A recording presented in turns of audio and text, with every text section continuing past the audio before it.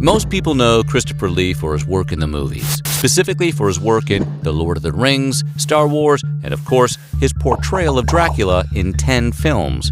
But he was much more than an actor. He was a man who lived life to the fullest. He was knighted, hunted Nazis in World War II, saved lives, earned several world records, and released several heavy metal albums in the 2000s. And that's just a partial list. Today, we're going to explore the life of Christopher Lee and why he's the most interesting man in the world. But before we get started, subscribe to our channel, Weird History. Leave a comment and let us know what you think about this video and who you'd like us to cover next.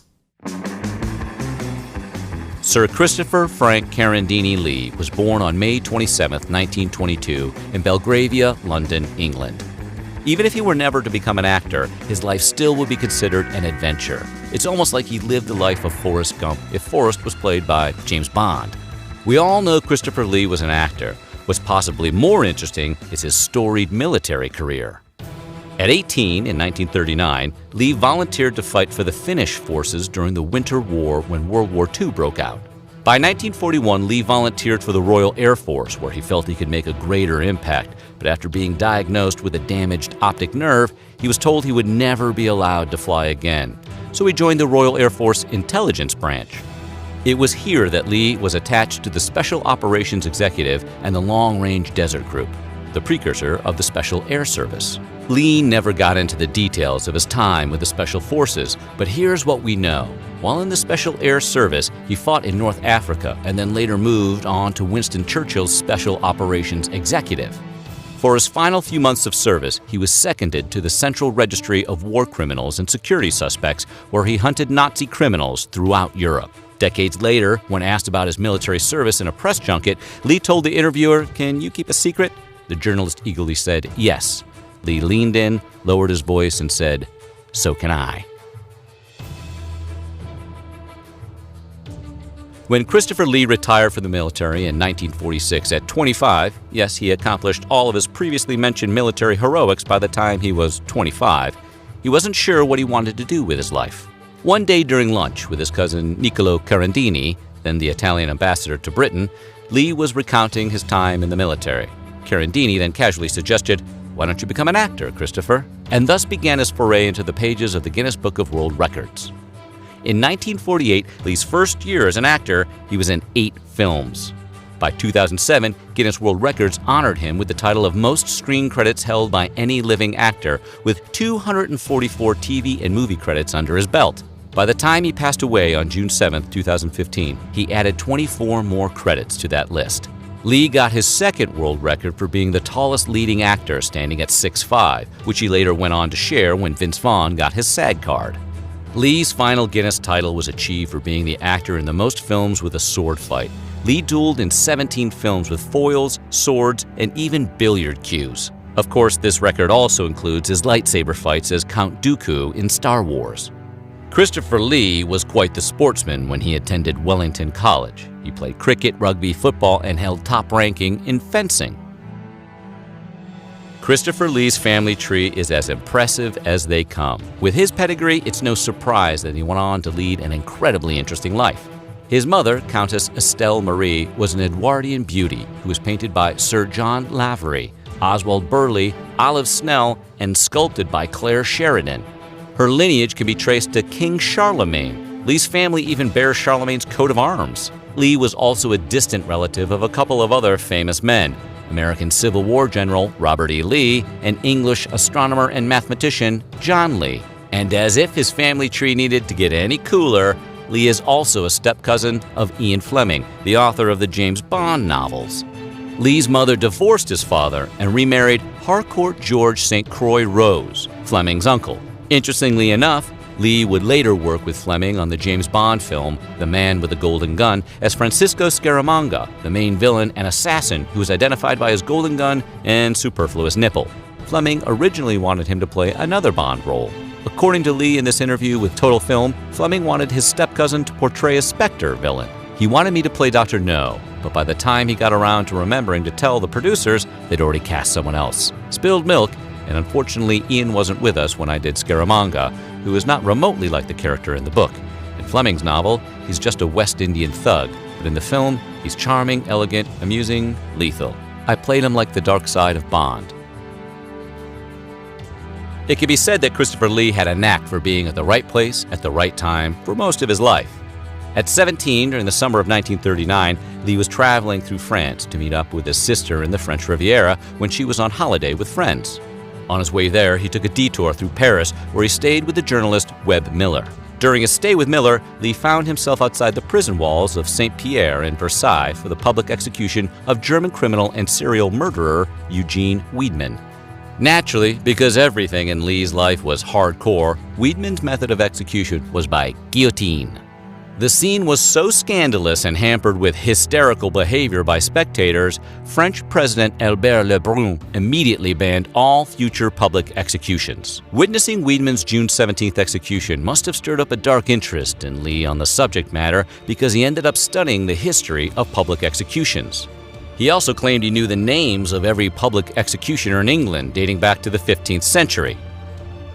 Early into his acting career, Christopher Lee had to make a decision: either continue down the path of his young career as an actor or become an opera singer. Around 1948 or 49, Lee says he was approached by the world-famous tenor Jussi Björling while in Sweden. Björling witnessed Lee casually singing with a bunch of students from Stockholm, walked up to him and told him, "You don't want to waste your time acting. You got a voice, you have the instrument, you have the sound. You should be a singer." Björling then offered to train Lee, but the actor would have to pay for his own housing and food in Stockholm. Lee was a starving artist and said he had very little money in those days, so he had to turn down the offer, a decision he regretted until his death. Lee just didn't stumble into opera, though. Singing was in his blood. His great-grandparents founded the first opera company in Australia in the 1850s. His London-born great-grandmother became the most famous singer in Australia. Her name was Marie Carandini. When Lee was on military leave in Naples sometime in 1944, he climbed Mount Vesuvius a mere 3 days before it erupted. You can imagine him saying, "Smoke rises from the mountain of doom, Vesuvius. The hour grows late, and Gandalf the Grey rides to Isengard seeking my counsel."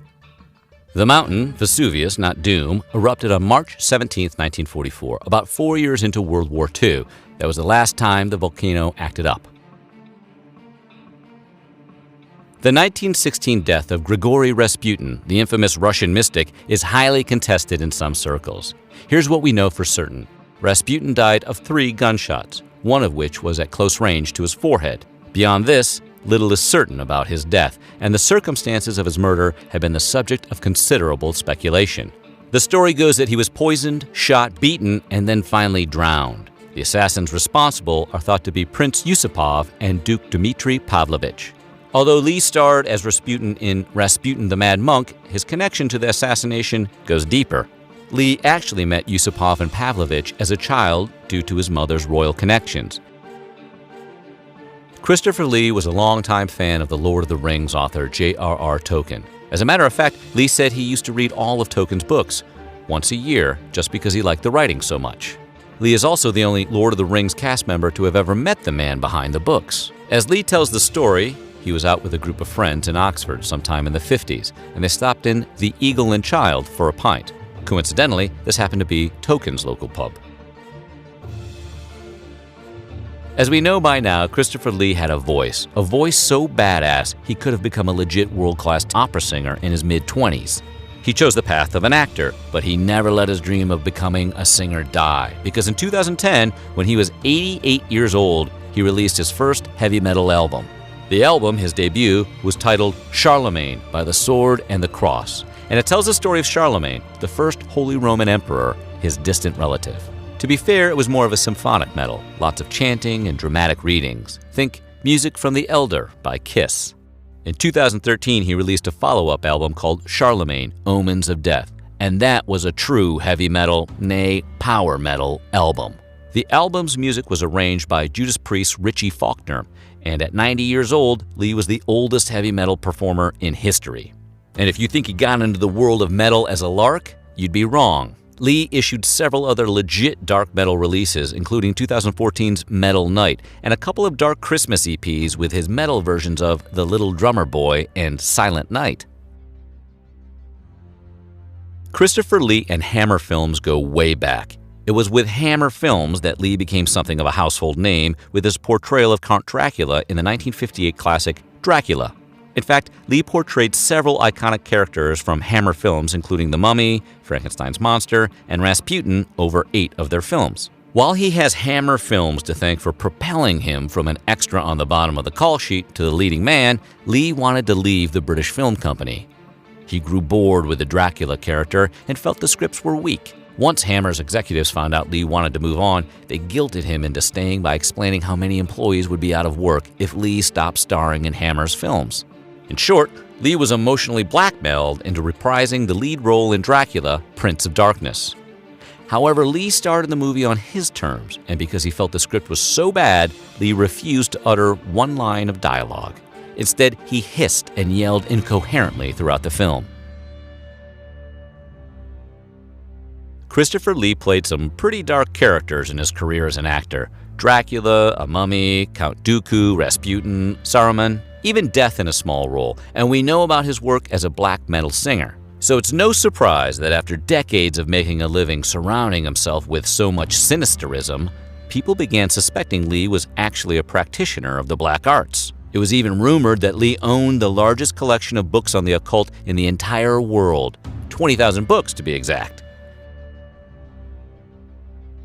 By the early 70s, Christopher Lee was Dracula'd out. He had played the Count 9 times by 1973, and he wanted to break out of the horror mold he had found himself typecast in.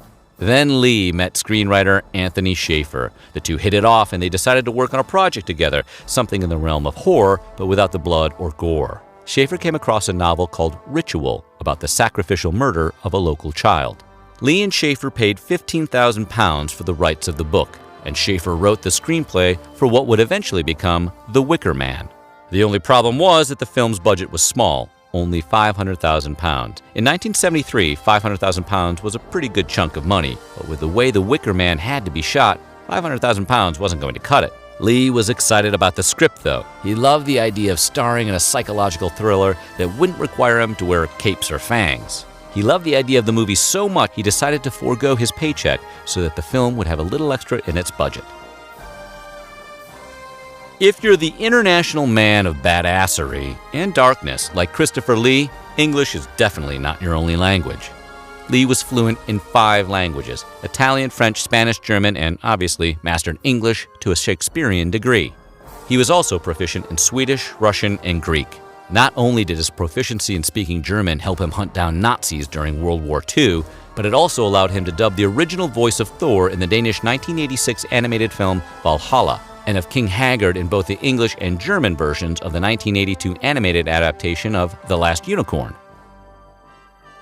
Take a close look at the cover art of Paul McCartney and the Wings' 3rd album, Band on the Run.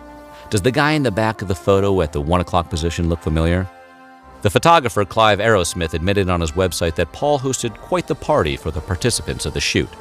By the time Lee, Michael Parkinson, Kenny Lynch, James Coburn, Clement Freud, John Conte, and the band assembled for the photo, they were in what Aerosmith called a substance haze. Aerosmith rented the wrong spotlight. He only brought 2 rolls of film, the film was the wrong type for the lighting conditions, and all of his subjects were blitzed out of their skulls. They were so bombed and having such a good time, Aerosmith couldn't get them to stay still for the 2 seconds he needed for the focus shot. They were laughing, joking around, and kept falling over each other. He finally instructed them to either lean against the wall or hold on to each other to keep their balance. While this might be a lifelong highlight of an experience for you or me, it was probably just another day in the fascinating life of Christopher Lee. Even though Lee is considered the master of the macabre, it doesn't mean that he didn't have a humorous side. On March 25th in 1978, he hosted an episode of Saturday Night Live, and in a 2005 interview with Total Film, he said it was the greatest thing he'd ever done. He was very funny in every skit he was in, but his best bit was when he introduced Meat Loaf as the episode's musical guest. Lee intentionally muffed up Meat Loaf's intro, referring to him as Loaf. According to Lee, Meat Loaf was legitimately furious at him for disrespecting his name. Christopher Lee died in a London hospital on June 7, 2015, at the age of 93. His wife of 50 years, the former Danish model Birgit Kronke, was by his side. It's said his passing was a peaceful one.